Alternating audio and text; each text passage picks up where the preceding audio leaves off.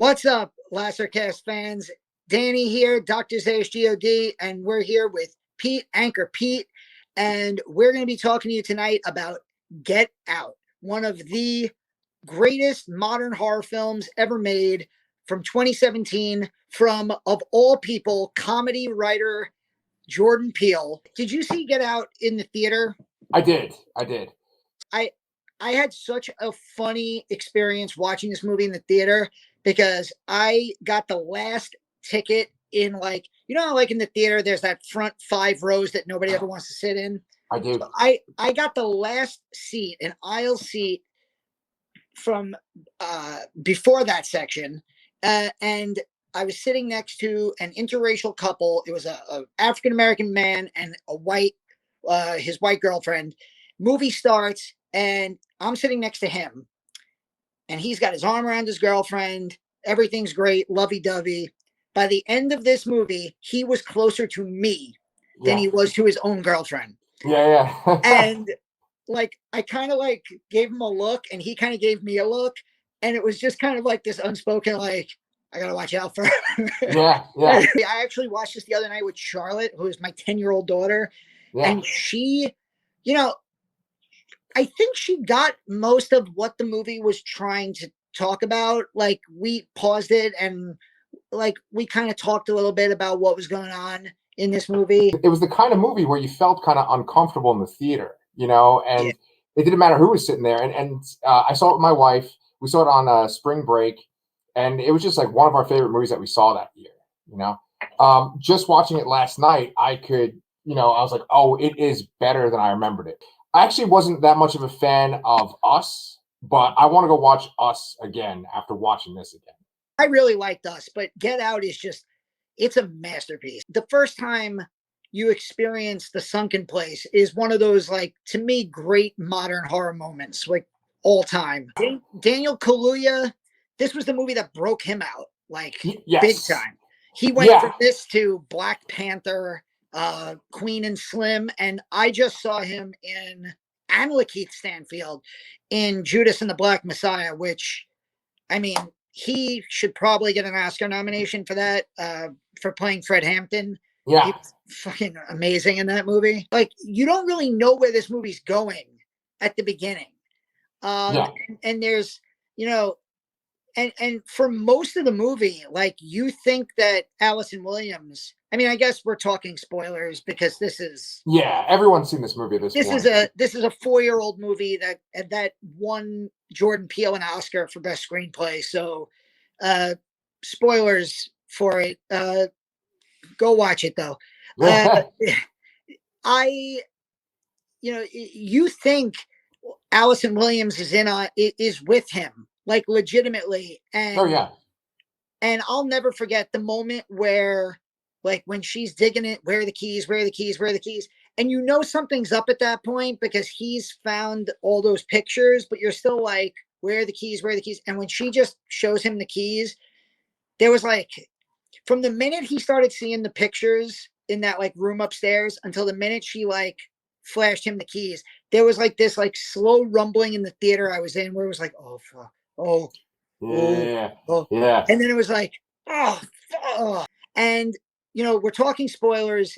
My favorite part of this movie is that Jordan Peele, as a first-time horror director, takes one of the oldest tropes, and this is something that they talked about in, you know, Horror Noire, the documentary, where they go through all of the tropes that, like, African Americans have dealt with in the horror genre. All those, you're like, oh, we are the comedy sidekick. Well, there is a comedy sidekick in this character.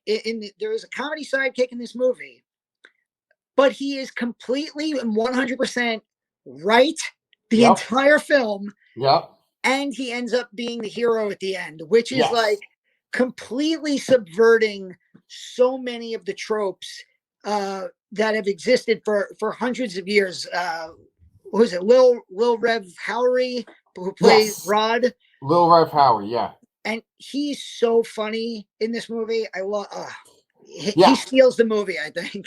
Even from watching the trailers, you obviously know that there's something wrong with this family, and they're going to try to do Chris in, right? But you don't know exactly to what extent. The main tell in the story are the two people that work for the family, right? Yeah. And so you've already mentioned them before. You got Georgina, who's played by Betty Gabrielle, and then you have Walter, who's played by Marcus Henderson, right? And they are just like fantastic because Chris goes to talk to both of them, and their little interactions are the creepiest thing in the whole movie. And that adds so much of the tension, because it's like you know, and again, here we are, two white guys talking about, you know, black horror, but like we've all been in that situation where you feel like you're the only person, like you've been dragged to a party.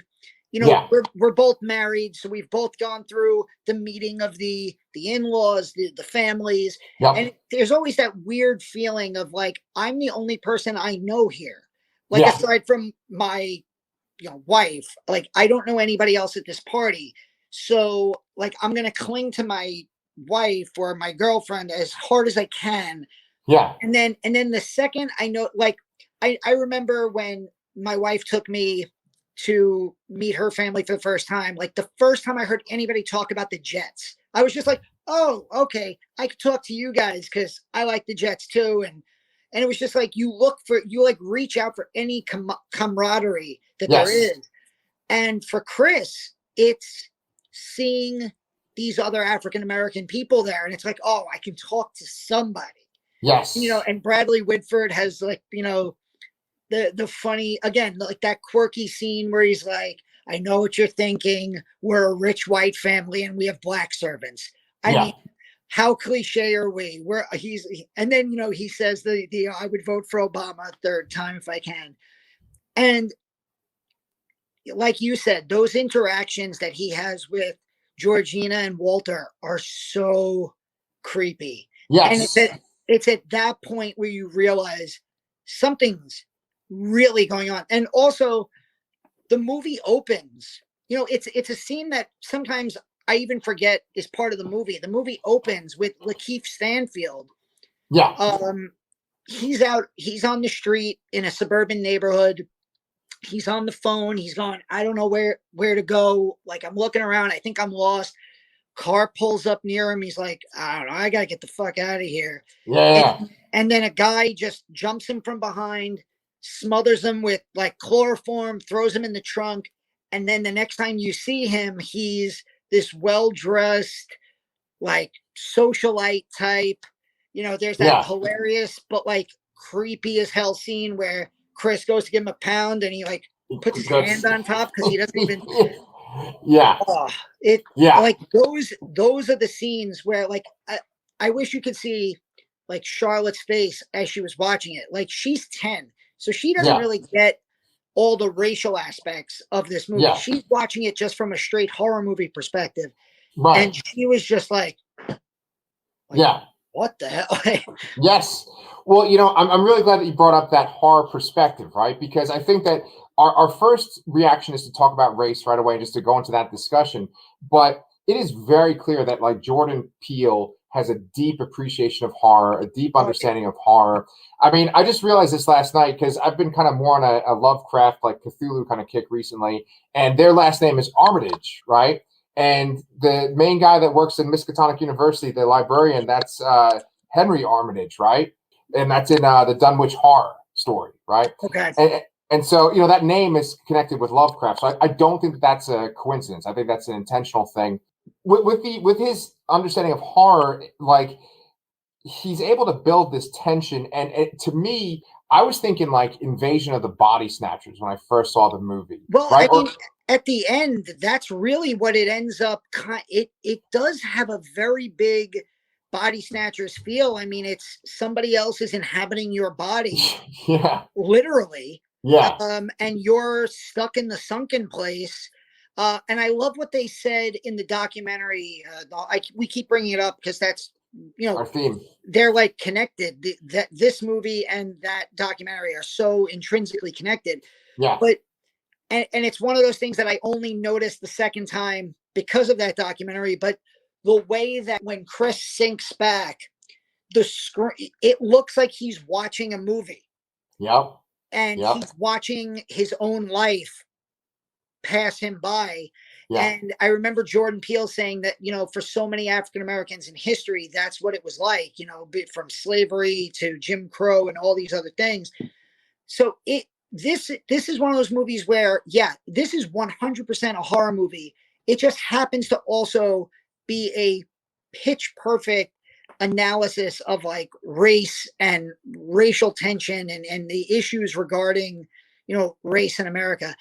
Which is ironic because I love the fact that the guy that bids for Chris's body is Stephen Root, the actor Stephen Root, who's blind. And he even tells Chris, I don't give a shit about race. It's not about that. Chris in the movie is a photographer. And this guy is a blind art gallery owner. And he wants Chris's body for his eyes. He's like, I've heard great things about your pictures. I've heard you're a great photographer. I don't give two shits, whatever, that you happen to be black. I just want a great set of eyes to look through. So to me, I always thought that was such a nice touch. Whereas all this movie is about race. And then at the end, the guy who wants Chris's body doesn't give it. He just wants his talent for photography, really. Their parents, right? The father's parents are in the bodies of their two servants, right?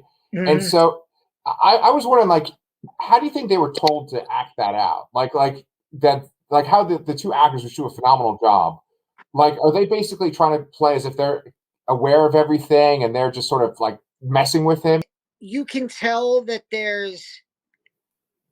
the coagula process is not 100% because there's always, like, Georgina especially, you could tell she's like really struggling to keep, like, she overflows the pitcher and like gets yelled at. She has those moments where she's like looking at herself in the mirror and then like pauses and twitches and she's tearing. And it's like, just, I don't know how you even play that. Like, I need you to play like there's somebody inside of you trying to get out. And and at the same time, you're trying to hold them back from coming out and acting naturally for everyone around you. Like, that's got to be it. And those aren't really big parts, but they're so important to the movie and they're so well played that, and then, like, you find out that the dad, or the grandpa, Walter, you hear the story from Bradley Whitford about how he trained to be an Olympic runner and he got beaten out by Jesse Owens. Right.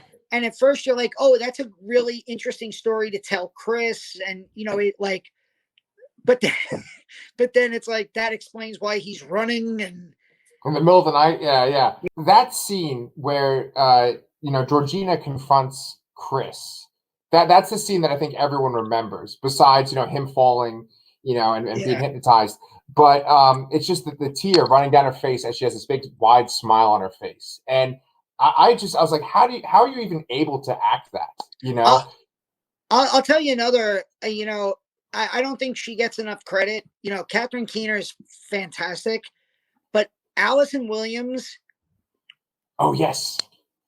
There's a scene at the end of, I think the absolute creepiest part of this movie is when Rod calls and she picks up Chris's cell phone.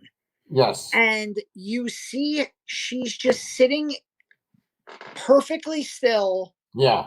With like the headset on, and she's barely moving, and she's barely moving, but she's also the way her voice is, she's like acting like, oh, he left the other day and he got into a cab. He's not back yet, but she's just so stoic.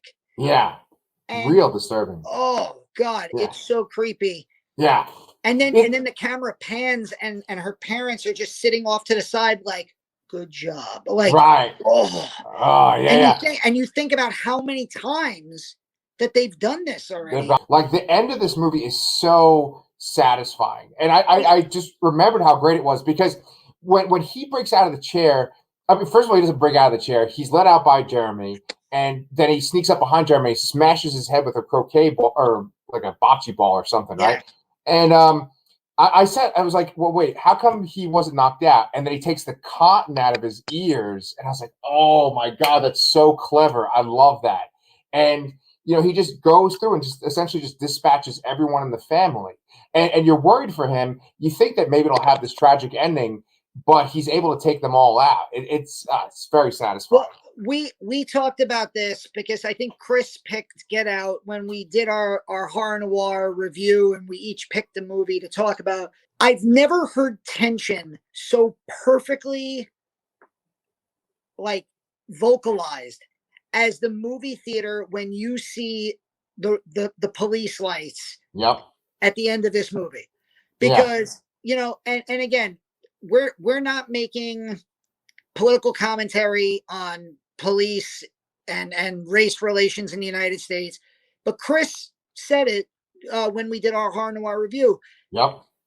Black, white, or whatever, not a single person watching that movie for the first time saw those police lights and went, oh, thank God the police are here. Every single person in the movie theater went, oh, fuck. And then and you're like ready to explode. And then when Rod steps out of that car, it's just like people in my movie theater scream, like screams of legit joy and happiness. I could hear Chris's voice, our Chris's voice talking about that scene when I was watching it again recently, because he's so right. Just the flashing, the red and blue flashing. You're like, I know where this is going to go. And he said it so succinctly when he was giving his point, and it could have gone a different way. And according to Chris, our Chris, it originally was intended for the main character to get killed by the cops. Jordan, I don't know if I think Jordan Peele wanted him to get arrested at the end. Okay. And then it was a combination of like him rethinking it, listening to test screenings, and I think Jason Blum had a talk with him, and they agreed that there needed to be some catharsis at the end of this movie. And I gotta like, if he would have gotten arrested, and like if Allison Williams would have survived, and like they would have done some kind of like credits scene where he's like put on trial and maybe given the death penalty or something, I feel like it would be an ending up there with like The Mist, of like just the most gut punching endings ever. But at the same time, because of the ending the movie does have, I think it has that almost anti-Mist feeling where it's like, this is one of the great endings of a horror movie for an actually good reason. That's right. It's like, I think Jordan Peele has the last line in horror noir as well, where he says something along the lines of, that people have always thought that you couldn't make this type of movie and that like white people would want to go see it, right? But he's like, white people will want to go see this movie. And it's the kind of movie that has this optimistic ending where it's not just like, oh, here's our horrible system, and of course he's getting destroyed by it. It's like, no, this guy is going to survive because he's a good person and he deserves to live. And I just like how positive it is at the very end. I do think there is something to the idea that this was a Black horror movie that did connect with mass audience appeal. Like there's been plenty of Black horror that was made for Black audiences, that was seen by Black audiences, and that didn't really have the mass appeal that movies like this did. And I think that's why it's such a generational film. And what's his name? Jordan Peele said that he like Night of the Living Dead, of course, wearing my Romero shirt, like the ending of Night of the Living Dead. You talk about the original gut punch ending. Where Dwayne Jones survives the whole movie and then he gets shot by some hillbilly who thinks, doesn't even bother calling out, and you know, he said that Night of the Living Dead. I know that People Under the Stairs was actually a big influence in that also.